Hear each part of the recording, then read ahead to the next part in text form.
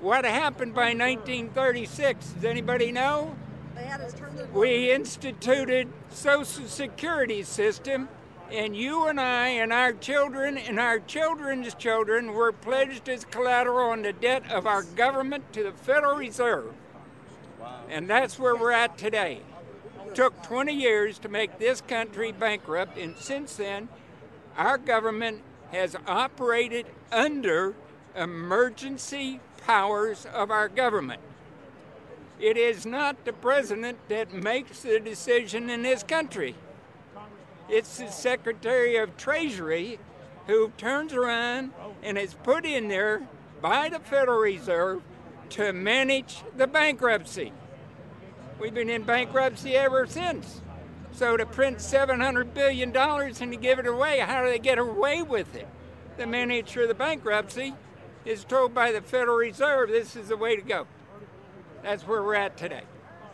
Yes, we should point out, Congressman Ron Paul now has a huge amount of sponsors for a bill in the House of Representatives to abolish the private Federal Reserve crime syndicate.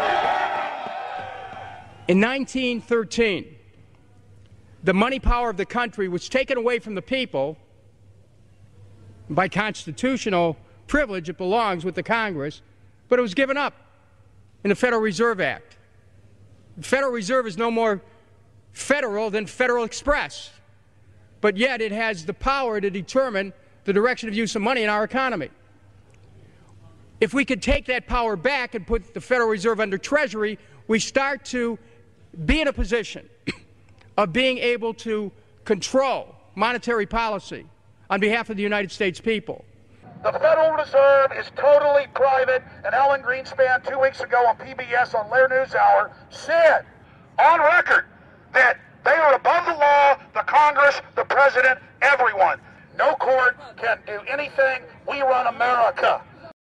What is the proper relationship, what should be the proper relationship between a chairman of the Fed and a president of the United States? Well, first of all, the Federal Reserve is an independent agency, and that means basically that there is no other agency of government which can overrule actions that we take.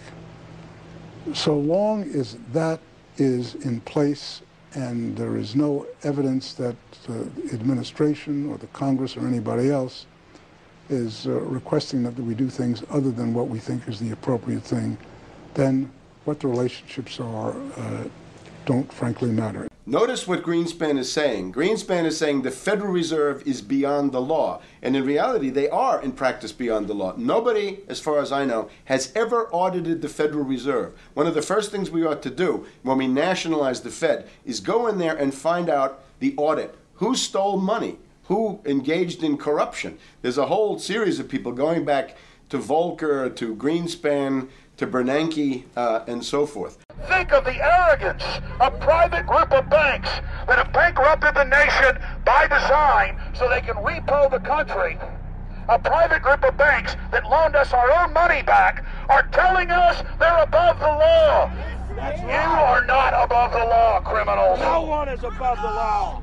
No one is above the law, and the private Federal Reserve sure as hell isn't either. Since the founding of the Federal Reserve back under Woodrow Wilson, the Federal Reserve has struck out 3 times. They didn't stop the crash in 1929. They didn't stop the banking panic of 1932, 1933. And now they are the cause of the derivatives crisis because they're the ones who inflicted derivatives on the world with Alan Greenspan. Instead of our economy being about goods and services and real products and manufacturing, it's all about these guys, the private Federal Reserve that masquerades as a government entity who controls the issuance of currency and credit. They're the ones that have cut off the liquidity in the market. They told us have a debt-based economy. Then they cut it off once they get us under their thumb and implode the economy so they can consolidate it. And that's what they're doing right now. I mean, it's in their own documents, it's in their own statements. They claim, give us unlimited power, give us trillions of dollars of the Baker bailout bill that's already $5 trillion, not $850 billion as they say. And we'll get the economy going, but they're hoarding the money and buying up other banks that aren't part of the Federal Reserve, buying up insurance companies, buying up roads, infrastructures, media empires, defense contractors. What the banks do is they implode an economy by cutting off credit. And then once things really fall to a low, and they know the low because then they buy everything up and start then putting more money back into the economy, and then they build it back up. So they build us up and then shear us, build us up and shear us. And they're getting ready. All over the world, they're always shearing some country, imploding it. Comes out in their own IMF and World Bank documents. That's just the foreign arm of the same cartel. And these are the people who claim to be the saviors of the economy, the people who have created every important crisis in the past 100 years, the Federal Reserve. So it's illegal, it's unconstitutional, and it's a failure. And I think the failure is what everybody can see right now. Yeah, what they do is they make you think Clinton's evil in running things. Then, oh, Bush will save us. And then, oh, Bush was evil. Now we'll be saved by Barack Obama, but he's just a puppet. But as we get deeper into this phase, when they implode the economy, they have all the money and all the control, but they also like to pose as the savior. So Obama is meant to be the savior during the Depression, and he'll save us with a 1 million person, he said, is bigger than our military, domestic spy force, a 3 million person environmental spy force. So giving people these jobs to be government bureaucrats and spies to go out and manage the other 290-something million Americans. And so this is classical fascism. The communists also do it. Any vertically integrated command and control authoritarian system does this. So they're openly following what the same group of banks did in Germany, Russia. It's in the Communist Manifesto to have a private central bank, because the private central bankers actually wrote the ideas that they had Marx and Engels put out. People go, well, why would the banks want communism? It doesn't exist. They rape us, they consolidate us, they put us into work brigades, they make us slaves, and they say it's a people's paradise. Look at it, boy, you're really doing good. And then they transfer all the wealth of the nation offshore. The globalists are outside all the nations. That gives them safety, and they play countries off against each other. And so that's what we're facing and dealing with. And so they're bringing in classical, hardcore tyranny in the U.S., but we have the internet. We've grown our numbers. The alternative media has exploded. That's why they're trying to move in to shut down and regulate and tax the web, but it's too late for them. They're playing in the 19th century, 20th century rules. It's 21st century, the century of resistance to tyranny. And so it's going to be one hell of a fight with the people and free humanity on one side and the New World Order on the other. And every one of you out there counts, needs to be involved in this fight like nothing you've been involved with before, because this is life and death. Everything depends on exposing these people. Everything depends on showing the people that this is the New World Order, this is the criminals. We're dealing with the king rats here, the people that are carrying out tyranny worldwide. And either they fall or we fall. Either worldwide darkness and a new age of tyranny and oppression and with a scientific overlay, or a new age of liberty and freedom and a new renaissance. The choice is the people's out there. Okay, we can tell you what's going on. You can check it out for yourself and find out it's true. But don't wait. Investigate now. Get involved now. Go out there and reach out now. We don't have time. If you're looking for the solution, look in the mirror.